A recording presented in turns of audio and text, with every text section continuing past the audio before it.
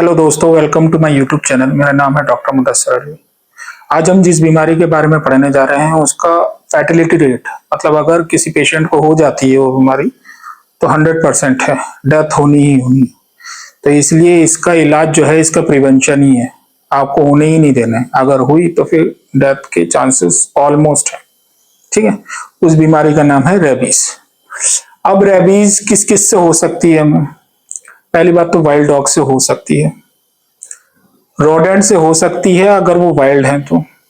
ठीक है, और वैक्सीनेटेड एनिमल, अगर कोई बोलता है कि भाई मेरा पेट जो है वो वैक्सीनेटेड है, तो आप उसको डॉक्यूमेंट देख लीजिए। अगर उसमें है, उसका वैक्सीनेशन हुआ है प्रॉपर, तब तो ठीक है, ना तो आपको देनी पड़ेगी।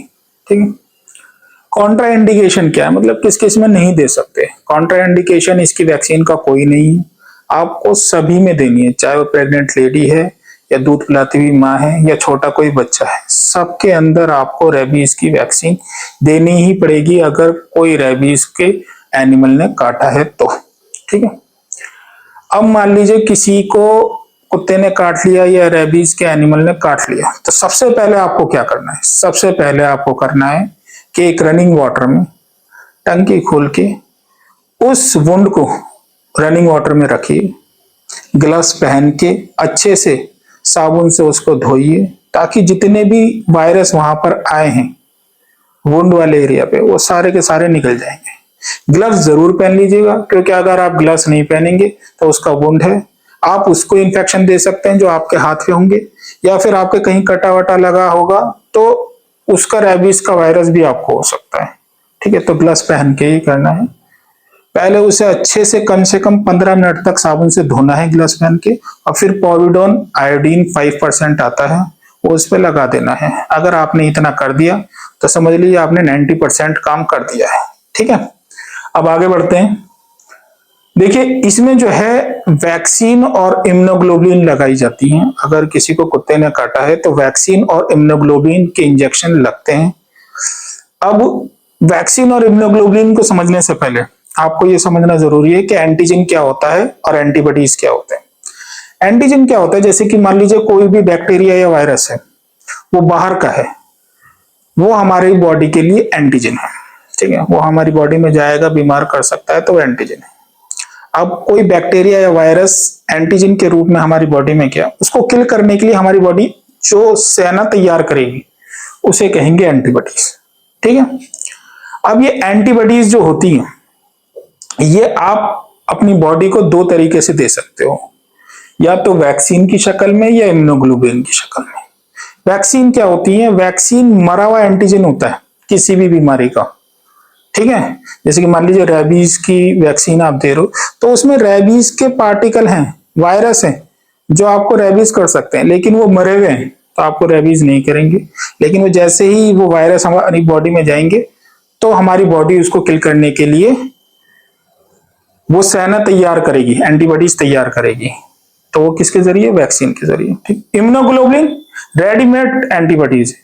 ठीक है, इसमें हमारी बॉडी को तुरंत एंटीबॉडीज मिल जाएंगे। ठीक है, अब आ जाइए यहां तक। अगर आप समझ गए तो कुत्ते के काटे या किसी भी रेबीज एनिमल के काटे को हम 3 कैटेगरी में डिवाइड करते हैं, कैटेगरी 1, कैटेगरी 2, कैटेगरी 3।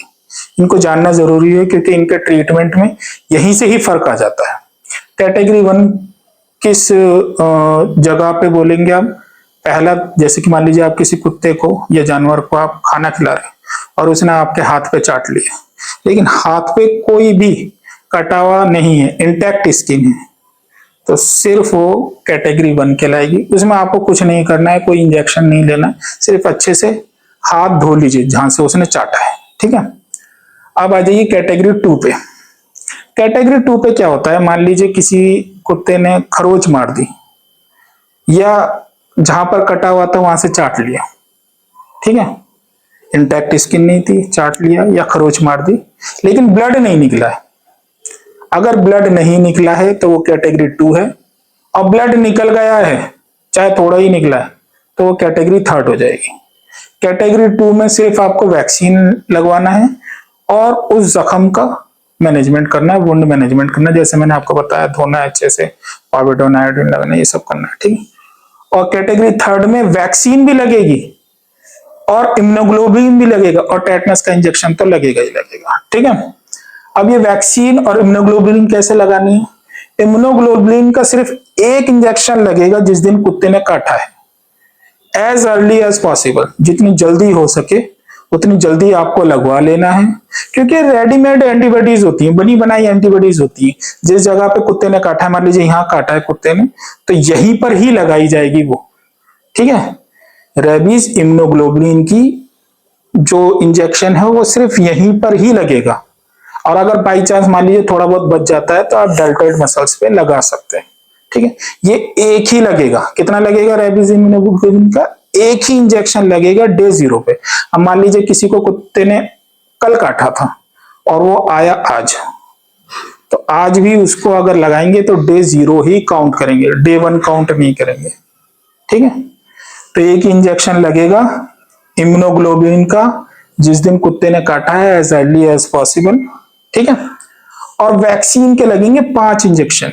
कहां पर? डेल्टॉइड मसल में।